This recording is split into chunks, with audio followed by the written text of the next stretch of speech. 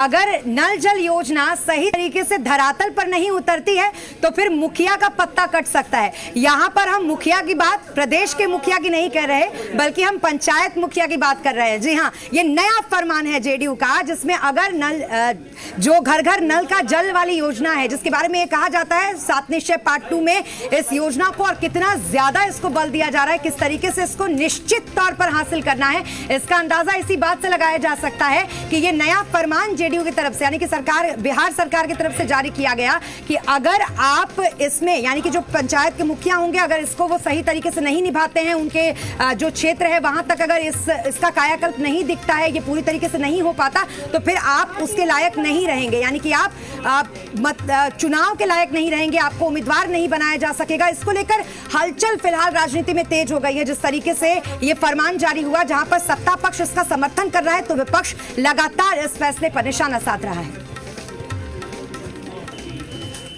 मुख्यमंत्री नल जल योजना की समीक्षा खुद कर रहे हैं, इसलिए जिम्मेदारी उनको अपने माथे पर लेना चाहिए। तो मुख्यमंत्री अपनी गलतियों की सजा उस गांव के मुखिया, सरपंच और वार्ड मेंबर की देना चाहते हैं।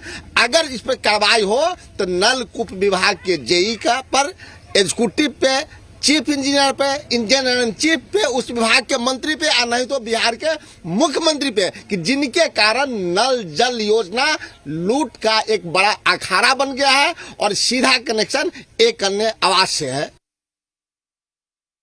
अगर 7 निश्चय पार्ट 1 के तहत हर घर नल जल योजना के तहत अगर हर जगह पानी नहीं पहुंचा है तो मुझे लगता है ये मुखिया की जिम्मेदारी है। अगर मुखिया ने नहीं काम किया है तो मुखिया को जो चुनाव लड़ने का कोई अधिकार नहीं है, और यह काम कराने का सबसे बेहतर तरीका है। और माननीय नीतीश कुमार जी जानते हैं कि हर योजनाओं को किस तरह जो है सो अच्छी तरह इंप्लीमेंट करवाया जाए अपने प्रदेश में। जो मुख्यमंत्री जी ने फैसला लिया है ये बहुत अच्छा कदम है और इससे एक एग्जाम्पल सेट होगा, और जो मुखिया या जो भी वार्ड पार्षद, जो जनप्रतिनिधि हैं, उनके लिए एक जिम्मेदारी तय होगी और आगे के लिए भी ये ये उदाहरण होगा, ताकि जो भी जनप्रतिनिधि हों पंचायतों के वो इस पर काम करें और सभी मिलजुल कर काम करें। जनता के बीच से वो चुने जाते हैं तो जनता के लिए होते हैं, इसका ख्याल सभी जनप्रतिनिधि को रखना चाहिए। नीतीश जी के द्वारा जो फरमान जारी किया जा रहा है कि उनका रिपोर्ट कार्ड देखा जाएगा कि उन्होंने नल योजना को पंचायत तक पहुंचाया है कि नहीं।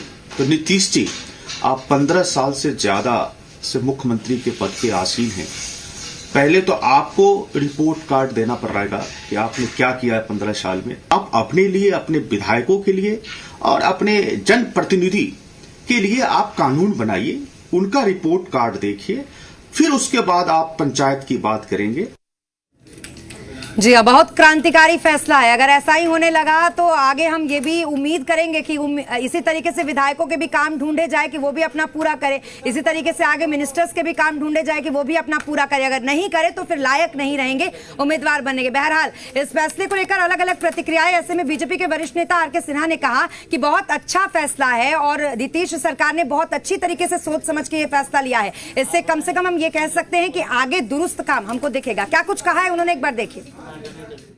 घर घर नल जल पहुंचाने में सफल नहीं हो पाए हैं, उनको चुनाव लड़ाने पे रोक लगा दी जाएगी। यह एक अच्छा निर्णय है, क्योंकि जनप्रतिनिधियों का काम सिर्फ नेतागिरी करना और बातें बनाना ही नहीं होना चाहिए। यदि आपको कुछ एग्जीक्यूटिव पावर दिए गए हैं, फंड दिया गया है, काम बताया गया है, तो उसको पूरा भी करना उनका कर्तव्य है।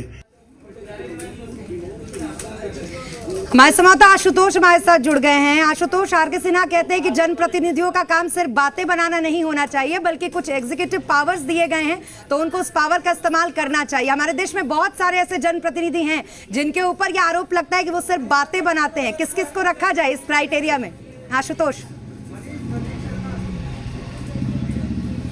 देखिए, ज़रूर अगर ये क्राइटेरिया सब जगह लागू हो जाए तब तो फिर बहुत हद तक व्यवस्था जो है उसमें सुधार हो सकता है। लेकिन फ़िलहाल एक लेवल पर व्यवस्था सुधार की कोशिश की जा रही है।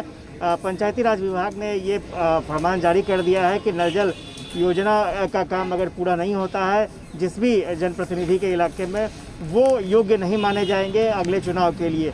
तो स्वाभाविक तौर पर एक प्रेशर बनाने की भी कोशिश है कि तय समय सीमा में अपना काम पूरा कर लें, और ताकि जनता के सामने एक अच्छा मैसेज जाए और सरकार जो योजना चला रही है उसका फ़ायदा जनता को मिल सके।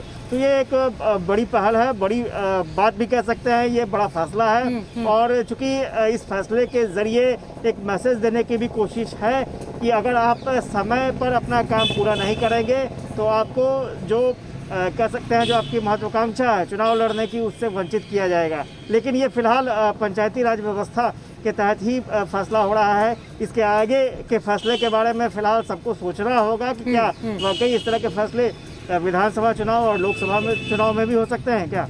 जी बिल्कुल आशुतोष, ये फैसला कम से कम ये बेचैनी दिखाता है कि 7 निश्चय पार्ट 2 को हर हाल में पूरा करना है। अगर अव्वल आते हैं इसमें मुख्यमंत्री, और अगर अव्वल आते हैं सचमुच में 7 निश्चय का जो टारगेट है वो पूरा कर लिया जाता है, अगर इसी का टारगेट, जो ये योजना इसी का टारगेट अगर पूरा कर लिया जाता है तो अव्वल किसे माना जाएगा? क्या इसमें जो सरकार है वो अव्वल होगी या नीतीश कुमार अव्वल होंगे?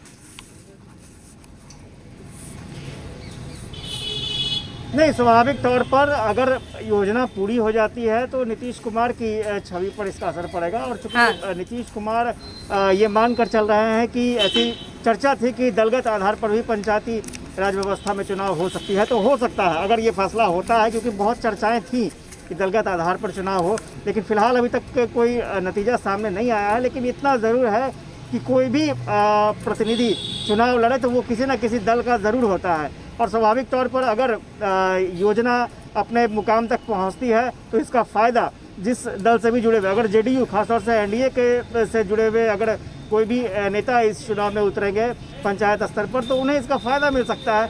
तो ये एक कोशिश है कि ज़्यादा से ज़्यादा काम को पूरा किया जा सके, योजना को पूरा किया जा सके, और ख़ासतौर से अप्रत्यक्ष रूप से ही सही एनडीए के जो भी उम्मीदवार हों या एनडीए के जो भी कार्यकर्ता हों उनको इसका फ़ायदा मिल सके। तो स्वाभाविक तौर पर नीतीश कुमार की ही उपलब्धि मानी जाएगी।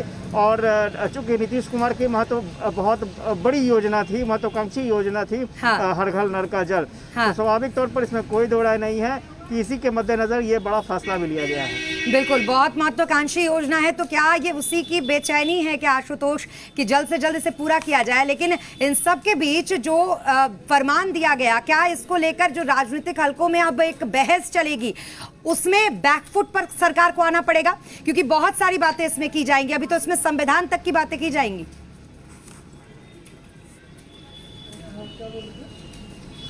देखिए, स्वाभाविक तौर पर कानून कुछ इस तरह के है पंचायती राज अधिनियम में, जिसके तहत कोई भी जनप्रतिनिधि अगर अपना काम पूरा नहीं कर पाता है या उस पर भ्रष्टाचार के आरोप लगते हैं तो उसे तत्काल पद से हटाया जा सकता है। और इसी को थोड़ा सा मॉडिफाई करते हुए ऐसे जनप्रतिनिधियों को चुनाव लड़ने के योग्य नहीं माना जाएगा। तो ये एक प्रक्रिया चल रही है पंचायती राज विभाग में। इस बात को लेकर के मंथन भी हो रहा है। कई ऐसे जिले हैं जहां पर 600 से ज़्यादा वार्ड में अभी भी काम अधूरा पड़ा है।